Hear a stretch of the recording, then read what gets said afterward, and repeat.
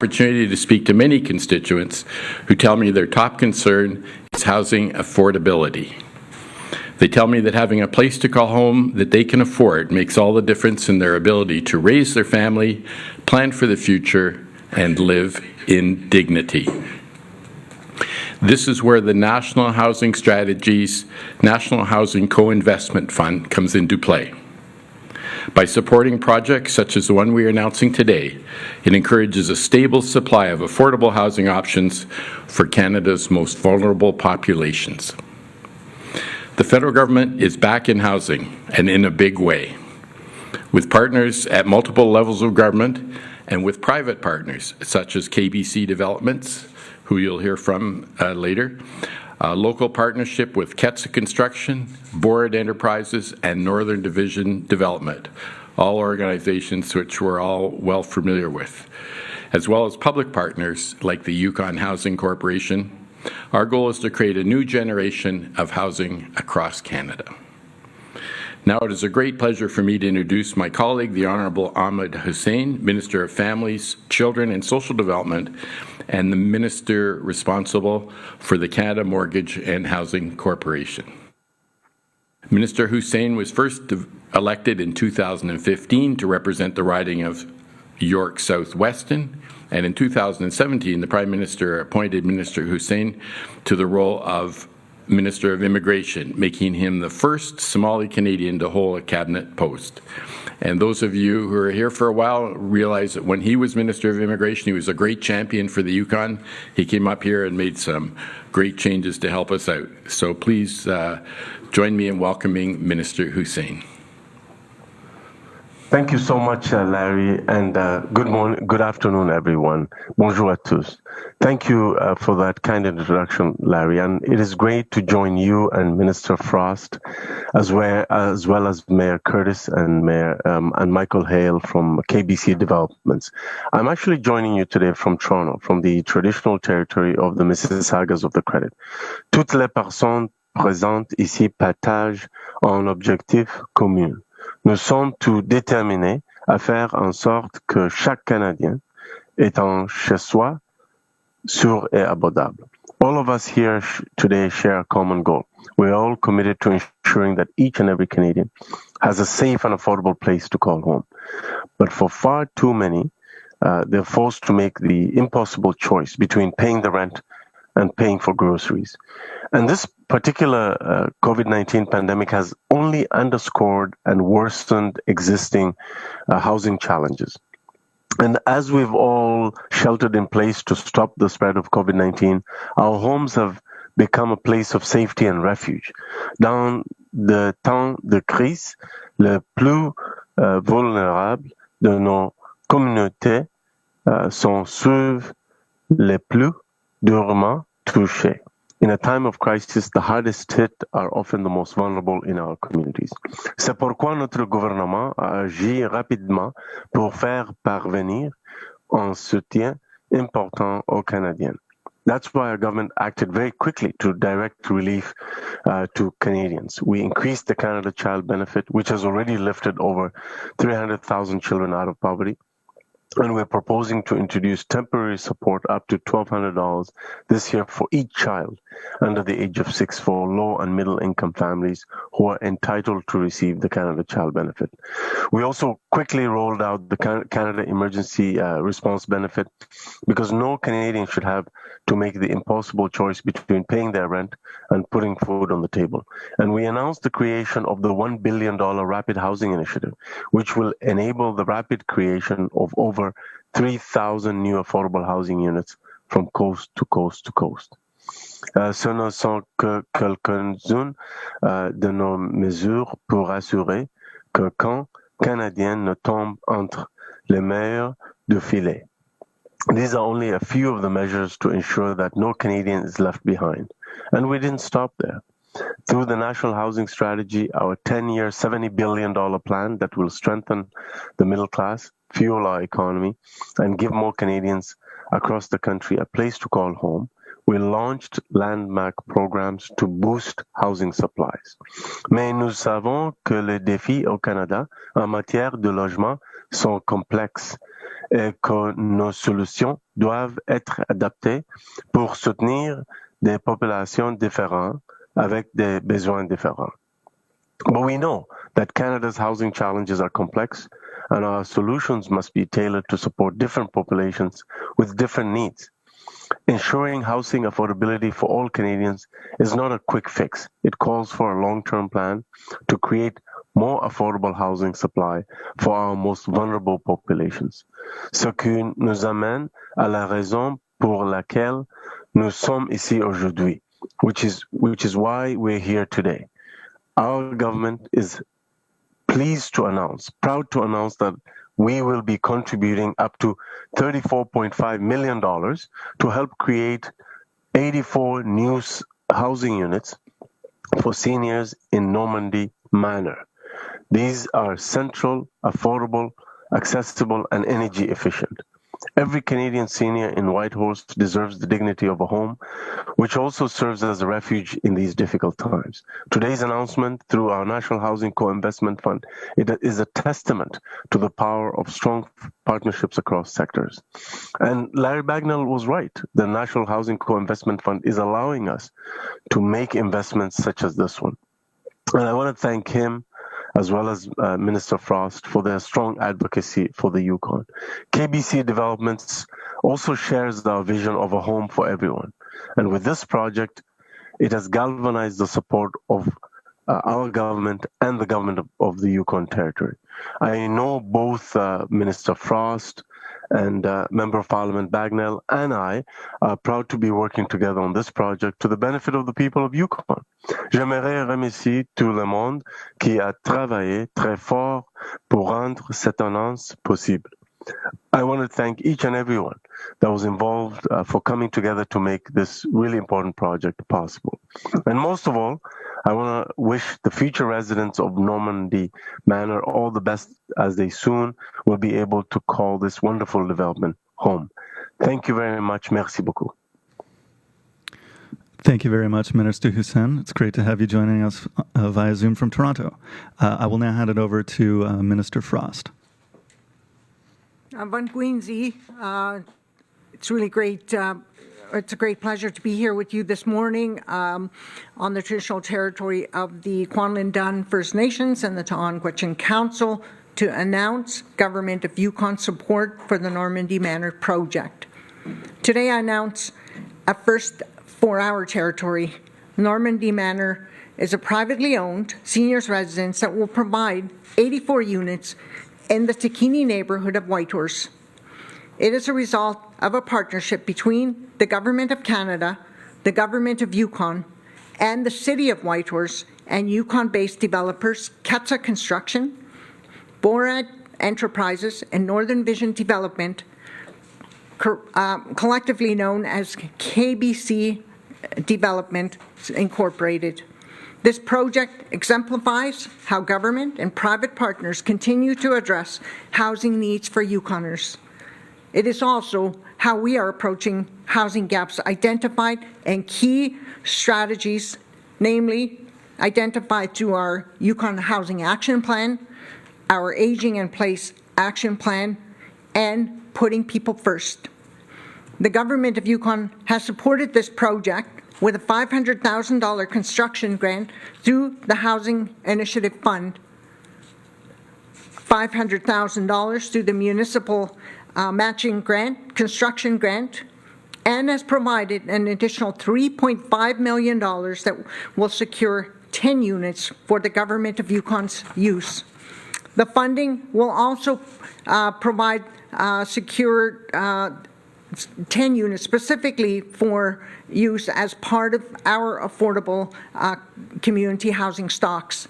We're looking at, of course, our seniors and our elders in the Yukon that require lived-in and need much-needed support. So it's a new alternative to what we have been accustomed to within our Yukon housing portfolio. So this work with KBC Developments Incorporated between now and the anticipated completion date in 2022 will work and, of course, look at striving to address how the 10 units will be used, and our approach will look at guidelines that that really specifies, of course, core housing needs for seniors. It's a first of its kind, as I indicated. It's new, it's innovative, and it's creative. And it really looks at seniors' housing that matters really to Yukoners. And that was exemplified and identified for us through our seniors housing action plan. And over 1,200 Yukoners participated in that and gave us some pretty key instructions and direction on how they would like to see Yukon grow and advance through our Aging in Place action plan. The recommendations clearly identified, and we captured that also in the Putting People First plan. Let me say again that this innovative partnership will benefit Yukoners by filling a long identified gap in the housing continuum. We know that elders in our community may face a time in their lives where the upkeep and maintenance of their family home or rental housing is too much, or they require help with daily activities but are not ready for continuing care. This will be an option. This and many like this in the future. This building will provide light housekeeping and meal services so that residents can maintain a level of independence and get the support they need in a secure and safe environment. The project also demonstrates that private industry, working with government through an innovative way to specifically respond to key goals that have been identified for us, and as a future where seniors and elders have access to a full continuum of housing options that are adequate, suitable, and affordable. This is an exciting announcement to make as the construction is underway on this development. I'm also pleased to see the dynamic changes around Whitehorse as new construction projects are taking shape. In addition to the Normandy Manor development, we will also see two large projects which are also underway, the Challenge Cornerstone 53-unit project and Yukon Housing Corporation's 47 community housing building at 4th and Jekyll, which would be a multi-purpose use facility, and we'll have room in that facility also for our seniors. All of these projects are working towards filling gaps in the housing continuum in the Yukon. We know that one size does not fit all when it comes to housing, and we are committed to making sure there are affordable options that work for Yukoners. Today I'm joined, of course, by my partners who are here to celebrate the construction of this new project and tell you more about the Normandy Manor project and how it will benefit Yukoners. Always an honor to, of course, work very closely with our Member of Parliament, Larry Bagnall, our Minister from CMHC, Mr. Hussein. Thank you so much for your support, and always to the Yukon, very much appreciated, of course, here in the Yukon. Mayor Dan Curtis from the City of Whitehorse, thank you for participating in the municipal matching grant and making this a reality. And of course, without the vision of the President and Chief Operating Officer of Northern Vision Development and having the flexibility to come to the table and look at an innovative approach on how we could look at securing units for government's use. So I really want to say that it took all efforts from all fronts to make this reality happen on the ground. And of course, I want to just extend sincere Masi Cho to the staff at Yukon Housing Corporation for moving very quickly to fulfill this new mandate and take the innovative approaches to secure the resources we needed to see this to fruition. So thank you so much. It's an honor to be here with you today to celebrate this new project. Thank you, Minister Frost. I'll now hand it over to His Worship, the Mayor of Whitehorse, Dan Curtis. Thank you very much, and good morning. Thank you so much for inviting me here today to speak on behalf of the City of Whitehorse. I'd like to recognize that we are on the traditional territory of the Kwanadun and the Tonquitchin Council, and I say that as a matter of pride, not of protocol. It's something that means an awful lot to everyone in our territory. Minister Hussein, thank you so much for joining us. It's been some time since we broke bread on by City Hall. We came to the street eats, and Minister, you remember our MP, Larry Bagnall, and myself, we joined over 5,000 people for lunch. So that was a lot of fun over on Steele Street. So it's great to see you on Skype. And I look forward to welcoming you back to our city when you're able to. It was wonderful to have you here previously, and it's great to have you at least on Skype with this an insane announcement. Like it's, I know that my colleagues and friends make announcements like this all the time, but for someone from a city, municipal government, even a capital city like the City of Whitehorse, an investment like this is beyond biblical. If you look at our tax base in our city, our capital city, it's approximately about as much as the federal government is giving for this project. So it's clear that the City of Whitehorse could never, ever contemplate being able to contemplate some incredible opportunity for the community like it's being addressed today. Normandy Manor is an important addition not only to Whitehorse, but to the entire Yukon. And I know that Minister Frost is quite humble, and she didn't really expand on it, but I'm going to take this opportunity to thank her and her amazing team at the Yukon Housing Corporation.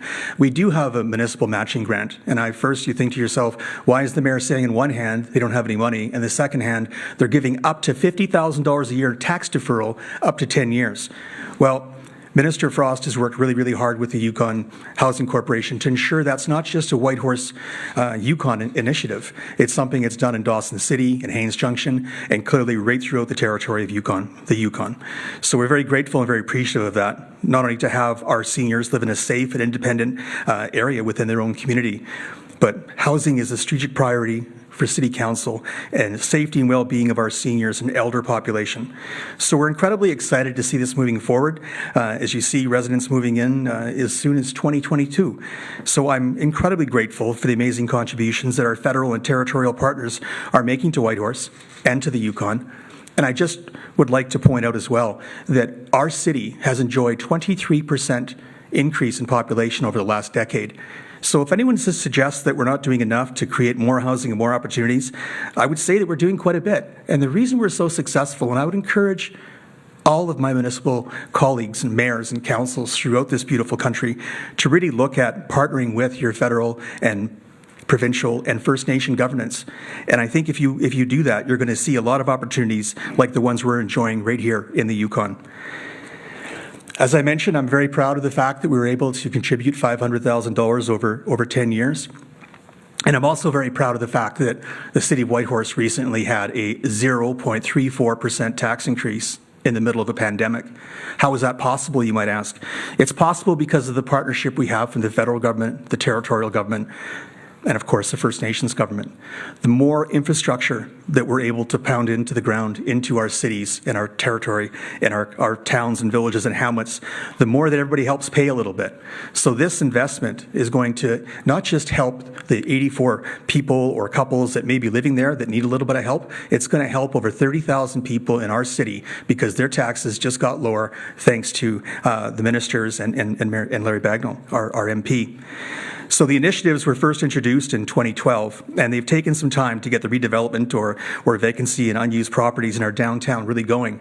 But what really gave us the initiative and really gave us the push and the ability to do so was the amazing work that's happened through partnership. And I haven't seen that. I'm sure that Minister Hussein and perhaps Larry Bagnall have seen that kind of partnership, but I clearly have not seen that from my peers from across the country. So that's something that we hold up and we're very, very proud of.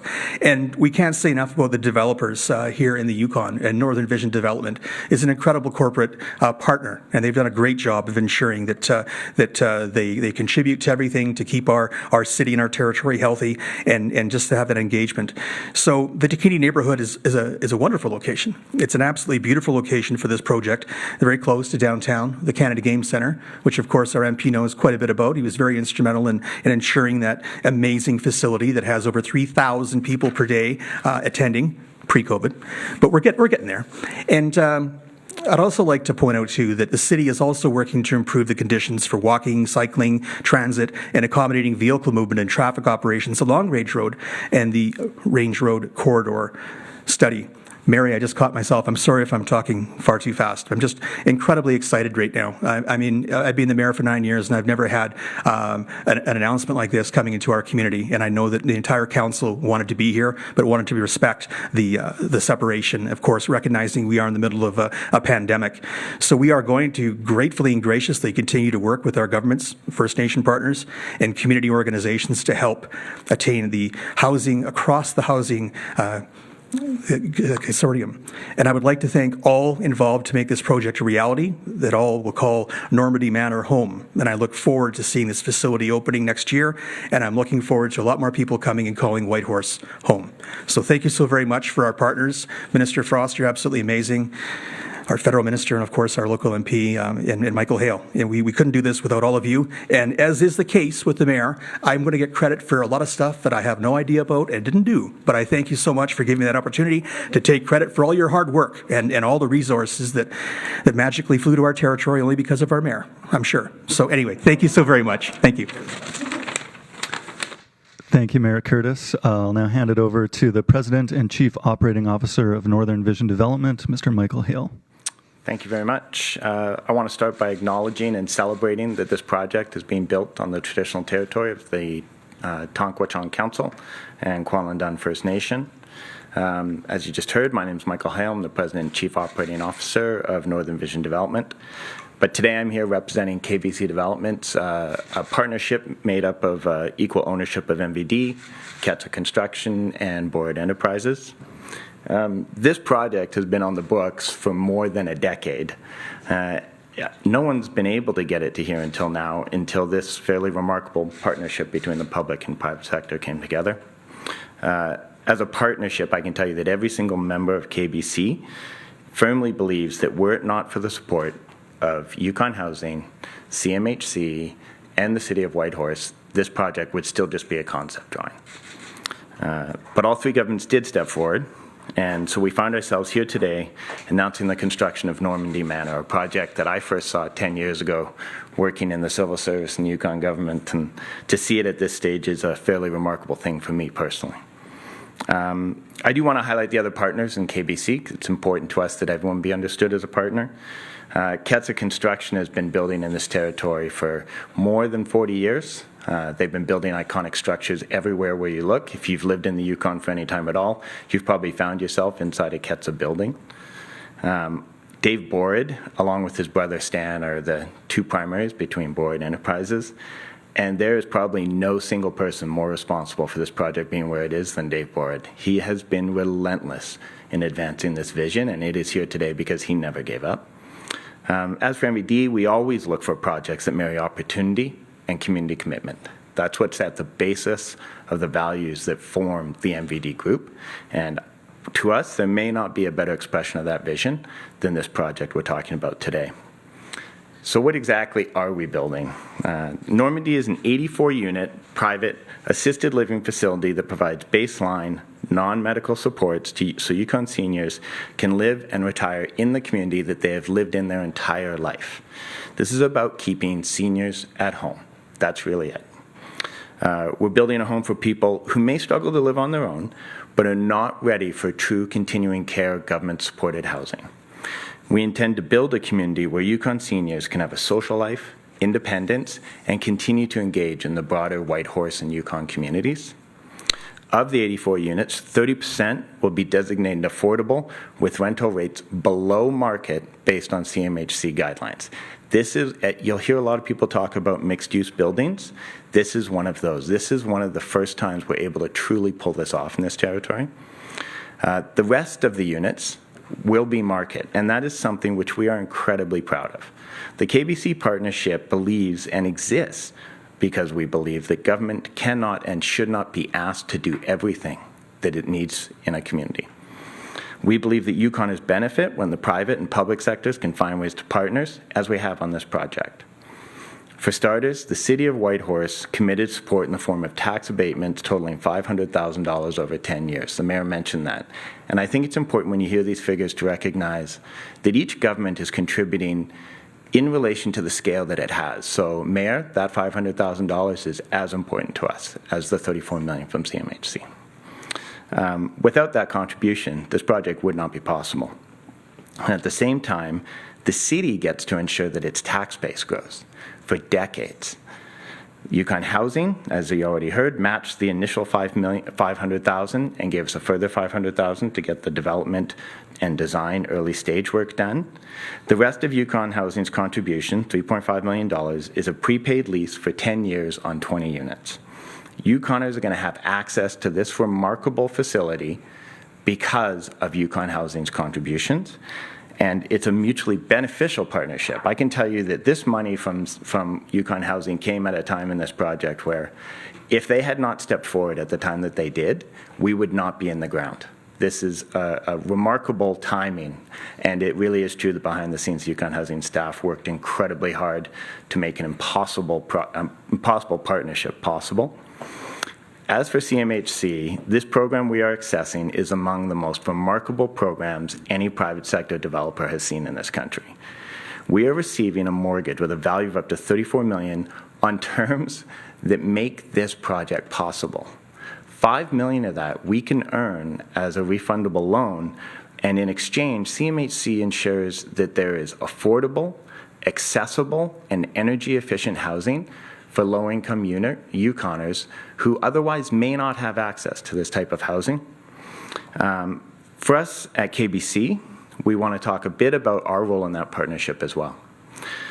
We are also funding this project with our own debt and equity, and we think that's important because we do think that this partnership has to be something where everyone brings something to the table.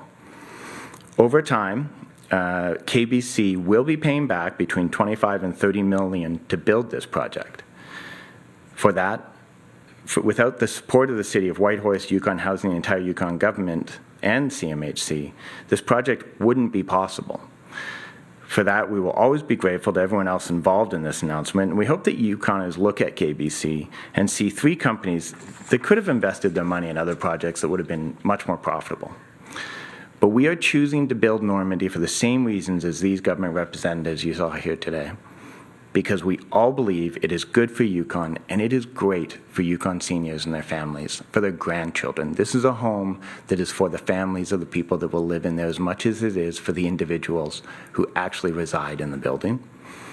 Thank you for having me here today. Thanks to all of our partners, public and private, who helped us get this far. Hopefully we filled in some of the blanks around this project, and we look forward to opening our doors in 2022. Thank you. Thank you very much to all of our speakers for their opening remarks. We'll now go to media on the line for questions. We have a number of speakers in mostly here, but in different locations. So if you could just identify who your question is directed to. It can be more than one, but that would be helpful. And we'll start with Tim with the Whitehorse Star. Yes, hello, thank you. I only have one question. Considering this project is already underway, was any of this money previously announced?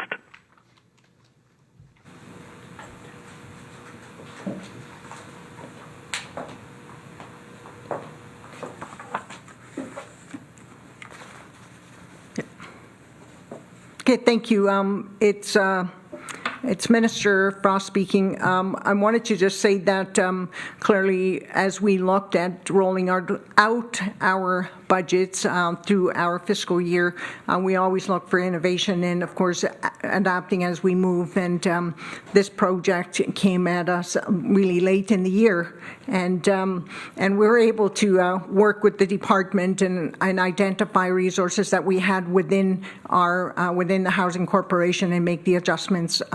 So did we make a formal announcement previously? We did not, but we had always identified this project as a key priority for Yukon with our partners. As Michael, the president, had just indicated, it's been a long time on the books, and it's just a matter of identifying resources and moving forward on securing the funding that we certainly had within the Housing Corporation and all of the partners. I think that's part of innovation and part of moving and identifying seeing projects through to completion and fruition is identifying and seeking the partnership. So thank you for that great question. All right, thanks, Tim. We'll now go to Luke with CKRW.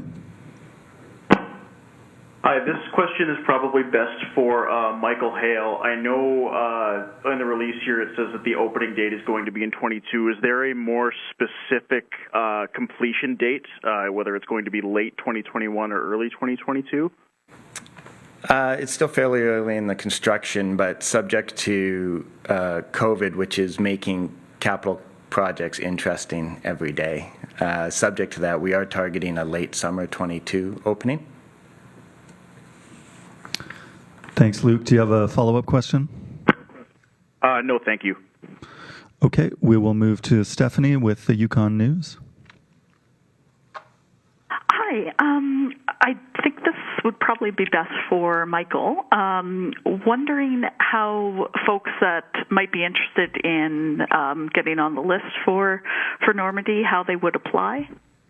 At this stage, we are still developing the marketing materials that'll go out, but anyone who sends an email to normandy@mvdlp.com goes automatically into a wait list, and we follow up with them, talk to them a bit about the project, and give them a sense of what it's actually going to be, and put them on a list so that they can receive the materials as soon as we have the formal marketing materials prepared.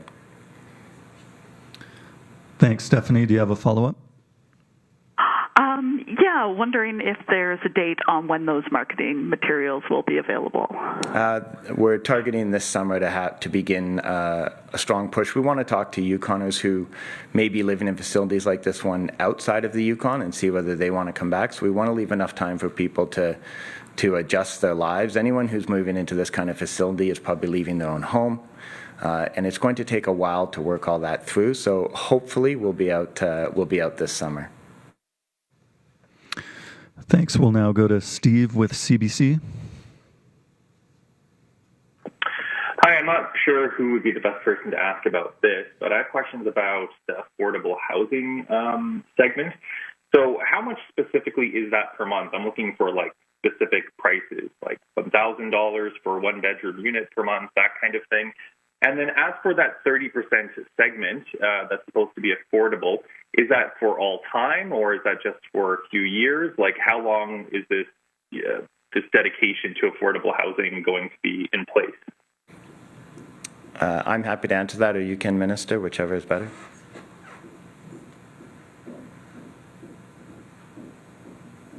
Go ahead, please. Okay. It's at CMHC standards for affordability, which are tied to 80% of average market rent in the Yukon, so or in Whitehorse. So you can go look up a one-bedroom, a bachelor, or a two-bedroom, and there's whatever stats is coming out with as the median rent. These will be at 80% of that, and it's not for 1 or 2 years. It's for the life of the mortgage, which is 50 years. Thanks, Steve. Do you have a follow-up? Yeah, I'd also like to confirm, I'm not 100% sure where this is located. I'm seeing 468 Range Road, if you could confirm that. And then could you also explain why that location was chosen as opposed to, I don't know, a site in Riverdale, like, you know, closer to a hospital or someplace closer to a grocery store, that kind of thing? And also, can you clarify what a senior encompasses in this context? Would that be somebody over 55, that kind of thing? And how will you also police that? So does that mean only somebody who is that age and on can get a unit there? And then like how are you going to make sure that those are actually the people using it and it's not just somebody renting it out to their grandchildren, for example? How does that work, please? I think that's a great use of your single follow-up question. It is 468 Range Road. That's the parcel that was appropriately zoned by the city. The city has a comprehensive community plan with zoning set up in specific areas to get density going to appropriate areas, and that was a parcel that the partners had ownership of.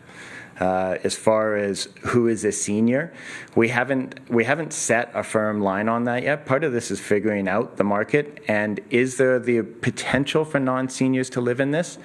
I think at this point the door is still open to that. It is going to depend on need. I think we would obviously prioritize seniors. How are we going to police it? It's a facility that it is staffed 24 hours a day. It has people at the front desk. It will have security. It will have housekeepers. It will have meals. This is a facility that it's not so much about policing as when you do an application, you'll disclose your age, you'll be accepted as or not as based on availability of the units. And I guess I've never really thought about having to police it. I more think about it as an opportunity for the seniors to identify a place where they want to live in a community with other seniors and have things like shared meals and have things like some housekeeping help and have things like 24-hour care and support without having to live in a facility that they maybe aren't ready for, like a continuing care facility, something along those lines. Thanks. I believe Mayor Curtis would like to add a little bit to that. Thank you very much. Michael did a really good job kind of articulating the partnership, but I just wanted to give the city's perspective in terms of the $500,000 for tax abatement. That would be as long as it is affordable under the guidelines of CMHC. And for us, the city as a corporation or an entity, it's for 10 years. And then after that, the project will pay the taxes. So Michael made comment to that, saying that the tax base for everyone to enjoy will go up after 10 years. Now, in the unlikelihood that one doesn't keep the criteria, then they would have to pay back to the City of Whitehorse. And I just wanted to mention as well, when there's some questions as to why that area and why not Riverdale. Riverdale is a community in our city, and it's also the largest neighborhood in the entire Yukon. It has 5,517 people, and it's massive. It's really big as far as the footprint goes. So we're trying to spread around the availability within the downtown core. And right beside Normandy, there's another development going in as well, which is not the same criteria as this, but it's going to be micro condos. So there's all kinds of opportunities, and it's the thing that really makes my heart swell is seeing Ketsa and Caraway Homes, these real builders and iconic people that have been in this territory for decades doing amazing work. They built the Canada Game Centre. They built the Operation building, which was $43 million, of which Minister Hussein and MP Bagel would know very well because we received so much from the gas tax for that. It's not even funny. But anyway, I just wanted to give it's hard when you ask a question because every government will have a different answer. But we definitely worked the mold to make sure that we were all molded together in this. And if it wasn't for every single partner, and I believe what Michael Hale said, that if we didn't have the abatement from the City of Whitehorse, it's that fine of a line. I really do believe that it would not go. It wouldn't move forward. So it's a wonderful community to live in, to see people are taking people over dollars. And it's wonderful to be on the outside looking in. So thank you for letting me clarify that. Thank you. All right, next we'll go to Claudiane with Radio Canada. Yes, hi. I too have a lot of questions, but so we know the elders population has doubled in, over a 10-year period. We know the population in Whitehorse has also grown, and that there is nothing like what you're announcing today. So this potentially could be very, very popular. So how are you going to prioritize the various people in case you end up with as much popularity as the latest lottery in Whistle Bend? How are you going to prioritize the elders, and how are you going to prioritize those perhaps on the affordable versus those that are, and I wasn't clear whether they were sort of condos or if they're all in rental type agreements, if you could clarify that as well. Yep. And I'd like to also take a crack at that question. Minister Frost. Thank you. Thank you for the question. All of the units are rental units. With respect to seniors, I want to just say that we do have data, of course, in the Yukon, and we know that by 2030 we're going to see our seniors population grow exponentially. So we're looking at, I believe it's like 25% of our population will be over the age of 60. And so the government of Yukon, along with our partners, are working quite I guess, aggressively to identify seniors supported living units, alternative options for seniors housing, and most recently we completed the aging in place consultation with all seniors across the Yukon.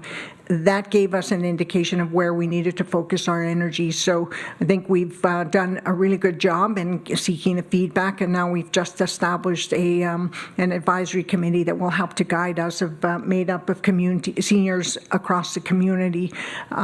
So looking forward certainly to identifying the core needs of Yukon, and particularly our obligation to look at rural Yukon communities as well.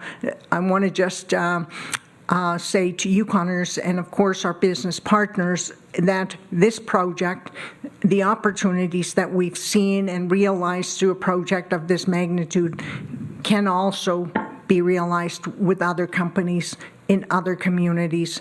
And we want to just give that, I guess, that message to Yukoners. Please do come and speak to us. There's huge opportunities for us to continue to work together to address affordability, address social housing and seniors housing. Our first facility here in the city, the 47-unit facility, is going to be identified as a multi-use building. So it's about the integration, it's about identifying market rent, medium rent, it's about affordability, it's about seniors and providing opportunities for all Yukoners using diversity and a diversified approach to partnerships. So thank you. I wanted to just add to that, to the points made by Minister Frost.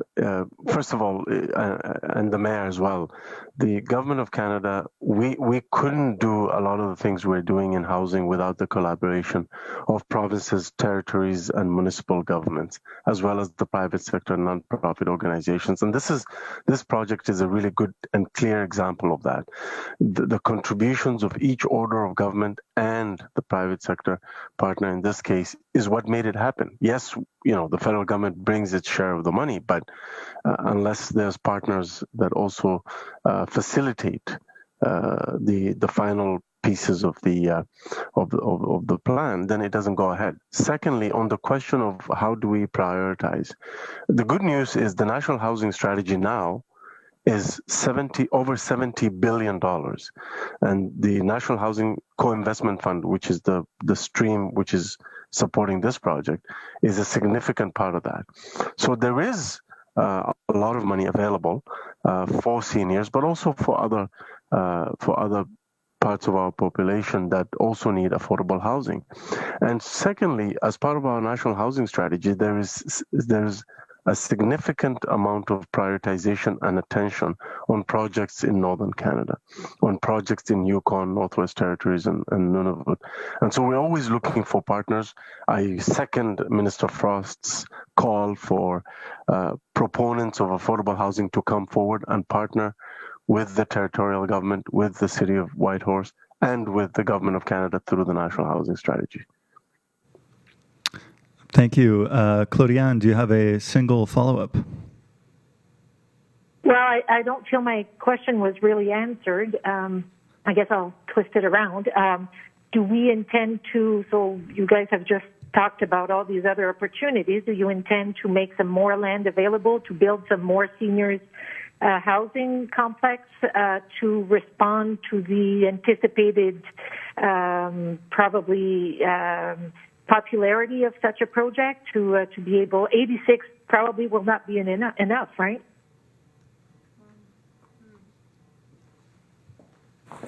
Thank you. Sorry about not responding if you the first question, but with respect to land availability, I do want to say that we are working very closely with the municipalities, the First Nations communities. Of course, we just released 250 lots in Whistle Bend just most recently.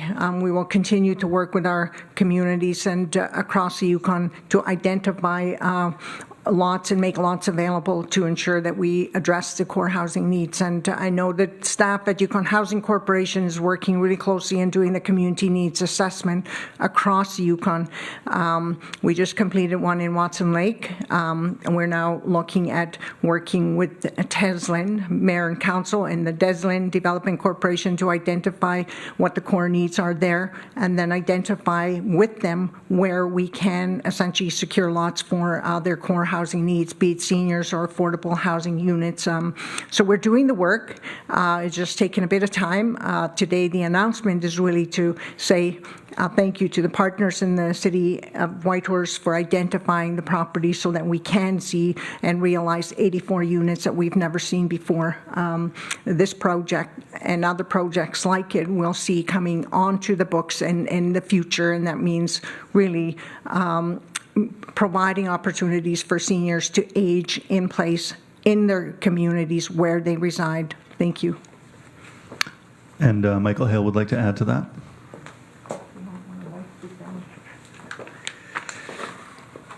Hi, Claudiana. Just it's funny. I want to add a different spin on that question. If you're a developer or a private partner, your concern is never that there'll be too many. It's that it won't be full.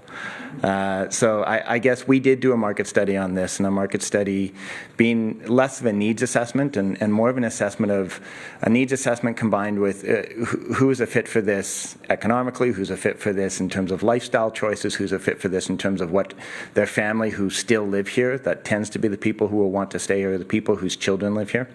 And when we look at it, we think 84, and the analysis we did, 84 is the right level to start at. That's why we went with that number. We agree with you that more of these facilities are going to be needed. And I guess all I'd say to that is we have a parcel right beside it, and we'd love to build another one if we get the opportunity. Thanks, everyone. All right. I'd like to thank all our speakers today, Minister Frost, MP Bagnall, Minister Hussain, Mayor Curtis, as well as Michael Hale. And thank you, everyone, for joining us today.